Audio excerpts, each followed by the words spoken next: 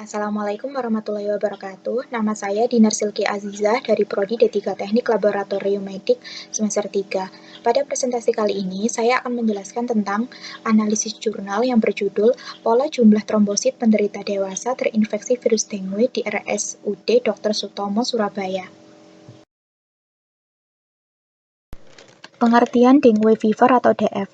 Demam dengue atau dengue fever adalah demam akut sebagai respon tubuh terhadap salah satu serotipe virus dengue yang masuk ke dalam aliran darah bersama air liur nyamuk.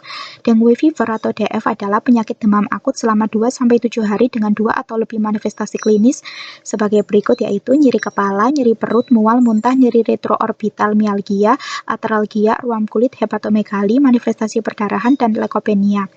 Respon tubuh terhadap virus dengue bermacam-macam, mulai dari asimptomatik, yaitu demam yang sembuh dengan sendirinya. Infeksi dengue yang parah seperti pada demam berdarah dengue atau dengue hemorrhagic fever dan disingkat sebagai DHF. Dengue fever bersifat self-limiting disease, yaitu demam ini akan sembuh dengan sendirinya dengan penanganan dan perawatan yang baik serta kondisi tubuh yang cukup sehat untuk melawan virus dengue ini. Pengertian dari dengue hemorrhagic fever atau DHF. Dengue hemorrhagic fever merupakan penyakit infeksi virus akut yang disebabkan oleh virus dengue yang tergolong arthropod borneivirus, genus Flavivirus, famili Flaviviridae. Demam berdarah dengue atau DBD atau sering disebut dengan DHF, dengue hemorrhagic fever, ialah penyakit infeksi yang disebabkan oleh virus dengue dan ditularkan oleh nyamuk Aedes aegypti. Selain oleh nyamuk Aedes aegypti, di Indonesia DBD juga dapat ditularkan oleh nyamuk Aedes albopicus. Nyamuk ini bersarang di bejana-bejana yang berisi air jernih dan tawar seperti bak mandi, bak penampung air, kaleng bekas, dan lain sebagainya. Nyamuk ini menggigit pada siang dan sore hari. Penyakit DHF dapat muncul sepanjang tahun dan dapat menyerang seluruh kelompok umur. Penyakit ini berkaitan dengan kondisi lingkungan dan perilaku masyarakat. Pengertian dari trombosit. Trombosit yang disebut juga keping darah adalah fragmen atau potongan-potongan kecil sitoplasma megakaryosit dan diproduksi di dalam sumsum tulang. Keping darah atau platelet atau trombosit adalah sel darah yang berperan dalam pembekuan darah. Tidak seperti sel darah merah dan putih, trombosit bukan sel melainkan keping pecahan sel yang lebih kecil. Kadar trombosit di dalam tubuh lebih rendah daripada kadar normal disebut trombositopenia. Sedangkan kadar trombosit di dalam tubuh lebih tinggi daripada kadar normal disebut trombositosis. Tujuan dari penelitian ini dilakukan adalah untuk mengetahui pola jumlah trombosit pada penderita dewasa yang terinfeksi virus dengue agar dapat meningkatkan pemahaman dan tingkat kewaspadaan terhadap kondisi penderita.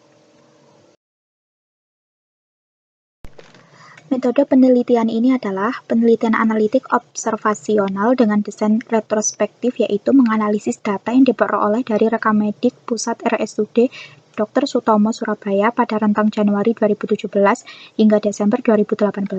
Sampel penelitian adalah penderita dewasa pada rentang usia 18-55 tahun yang terdiagnosis dengue fever atau dengue hemorrhagic fever. Pengambilan sampel yang dilakukan pada penelitian ini menggunakan teknik sampling berupa total sampling dan didapatkan jumlah sampel sebanyak 62, yaitu 22 penderita dengue fever dan 40 penderita dengue hemorrhagic fever. Data berupa karakteristik pasien, jumlah trombosit, diagnosis, dan hari sakit dianalisis dengan uji independent t-test Mann-Whitney. Pada hasil penelitian didapatkan pada tabel 1 tentang karakteristik subjek penelitian pola jumlah trombosit, dapat diketahui bahwa penderita laki-laki lebih mendominasi, yakni sebesar 32, yaitu 51,61%. Mayoritas penderita yakni 47 dan kadar persennya 75,81%, berada pada rentang usia 18-35 tahun. Diagnosis dengue hemorrhagic fever lebih banyak didapatkan daripada dengue fever, yakni sebesar 40, yaitu 64,52%. Sesuai pada gambar grafik, pola trombosit penderita dengue fever dan dengue hemorrhagic fever ini dapat diketahui bahwa penderita dengue fever ini menurun mulai hari sakit ketiga dan jumlah tersebut berangsur-angsur menurun hingga hari sakit ke-6 serta meningkat saat hari sakit ke-7. Trombositopenia juga terjadi pada penderita dengue hemorrhagic fever yang juga menurun mulai hari sakit ketiga dan terus berangsur-angsur menurun hingga mencapai level terendah pada saat hari sakit ke-6. Memasuki hari sakit ke-7 hingga ke-9 terjadi peningkatan trombosit dengan rata berturut-turut, namun belum tercapai level normal hingga hari sakit ke-10. Pada tabel 2 ini tentang hasil dari analisis uji independent test, terlihat bahwa secara keseluruhan penurunan jumlah trombosit penderita dengue hemorrhagic fever lebih besar daripada penderita dengue fever. Karena pada tabel ini menunjukkan perbedaan yang bermakna antara rata trombosit penderita dengue fever dan dengue hemorrhagic fever pada hari sakit ke-4, 5, dan 6.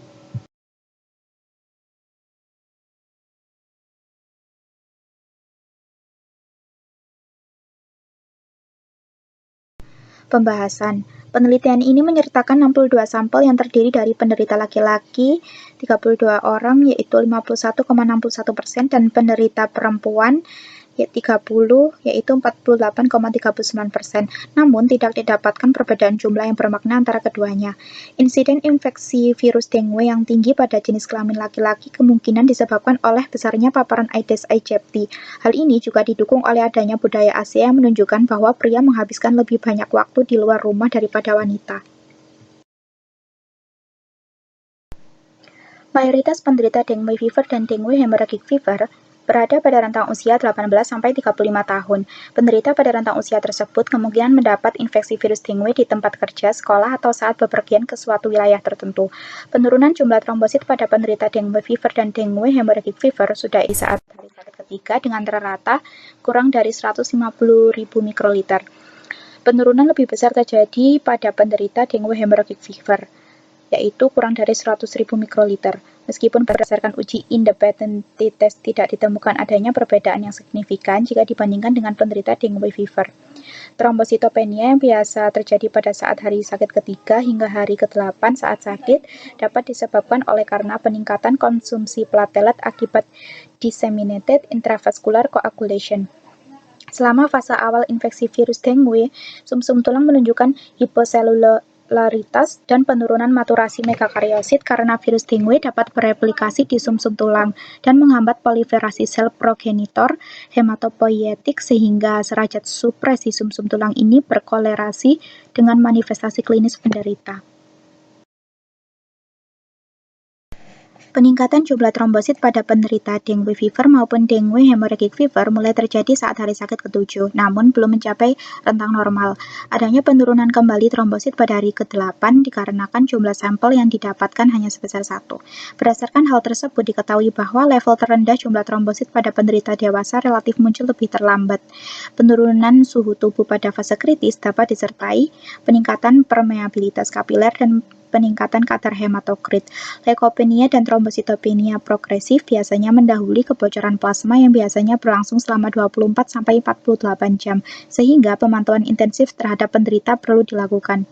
Hasil analisis uji independent test didapatkan perbedaan bermakna antara rata jumlah trombosit pada penderita dengue fever dan dengue hemorrhagic fever pada saat hari sakit ke-4 sampai ke-6. Kelebihan dari jurnal penelitian ini adalah hasil penelitian ini bisa menjadi acuan atau kewaspadaan terhadap kadar trombosit pada kondisi penderita dengue hemorrhagic fever. Yang kedua, data untuk analisis ini sangat akurat karena diperoleh langsung dari rekam medik Pusat RSUD Dr. Sutomo Surabaya.